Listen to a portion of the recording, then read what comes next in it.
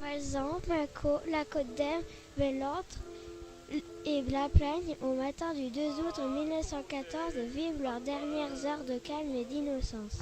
Le clocher sonne le tocsin comme annonciateur de mauvaises nouvelles.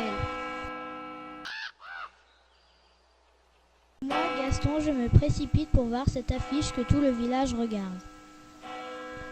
La guerre est déclarée et tous les hommes en âge de combattre doivent rejoindre l'armée. Je pense à ma famille. Qui va s'occuper d'eux, de la ferme ? Les adieux sont déchirants. Je laisse ma Louise seule à la ferme sans savoir quand je pourrai la retrouver. Me voilà incorporé dans un régiment en route vers le front. Nous espérons tous que cette guerre sera courte et que nous rentrerons avant Noël. Depuis quelques jours, la situation ne bouge pas. Nous commençons à nous enterrer dans les tranchées en attendant l'attaque ennemie. Mes espoirs de revoir Louise bientôt disparaissent peu à peu.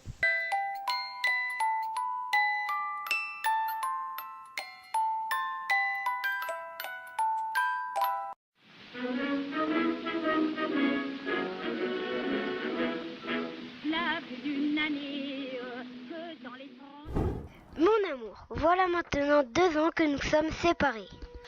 La vie dans les tranchées est un véritable calvaire. La plupart de mes amis sont à l'infirmerie ou morts. Les corps s'unissent à la boue et transforment le champ de bataille en charnier à ciel ouvert. Quand ce ne sont pas les balles des Allemands qui nous tuent, les rats et la vermine s'occupent de nous. Je ne sais pas si je pourrais dormir dans un lit à présent. On est habitué à coucher par terre sur la paille quand on arrive à en trouver. J'ai enlevé mes souliers pour dormir. Cela faisait 15 jours que je ne les avais pas quittés. Tu comprends donc pourquoi j'ai hâte de quitter cet enfer et retrouver notre paisible campagne. Heureusement, certains gars bricolent des objets, jouent aux cartes pour passer le temps. Ça nous détend. Et bien sûr, je lis tes lettres qui m'aident à tenir jour et nuit. Je pense à toi tout le temps. Tendrement, ton aimé Gaston.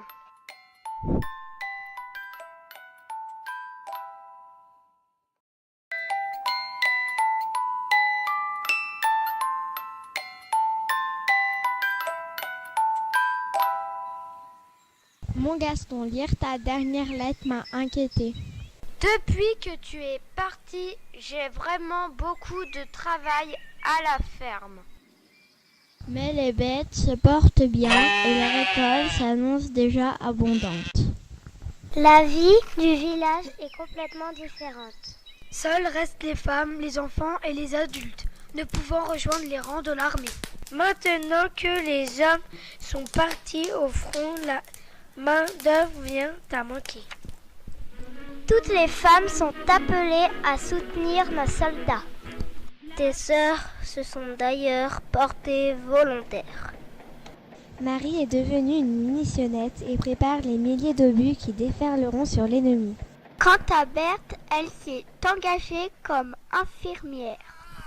Elle me racontait sa peine en voyant tant de jeunes hommes mourir sous ses yeux. Ton absence nous pèse à toutes les trois. Je suis impatiente que cette guerre se finisse, de te sentir contre moi. Tu me manques, mon amour. 1000 baisers, ta Louise.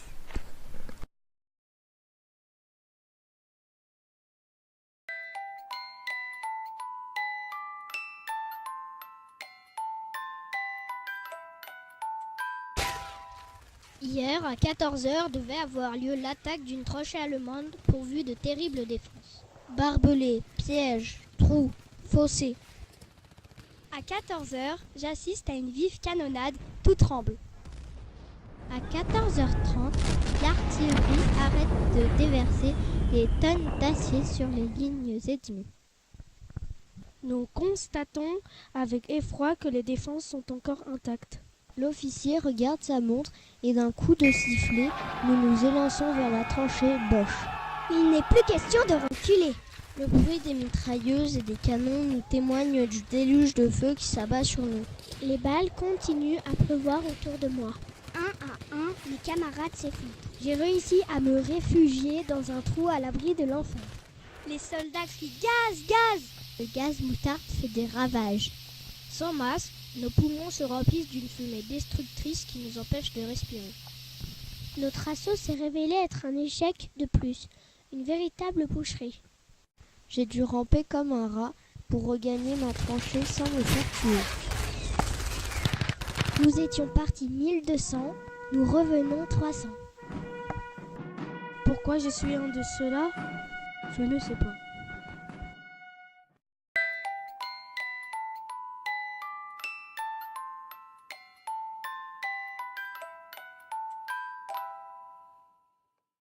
Mon amour, c'est fini.